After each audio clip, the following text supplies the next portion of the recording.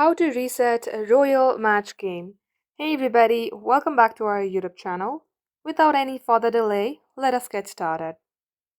Open up your application from your device. Get logged into your Royal Match account. Then you will see a gear icon on your top right hand side. Simply tap onto that option. And under this page, tap on to save your progress.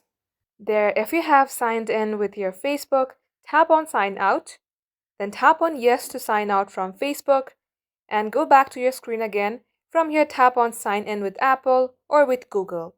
Once you do so, you are successfully signed in with your Apple or your Google account. Then tap on to continue. As you do all that, close the app and reopen it again. Then you will be able to use this app from level 1, and that is how you can do it. Thank you for watching the video till the very end. If it had helped you in any ways, then do like and subscribe. We will get back to you soon.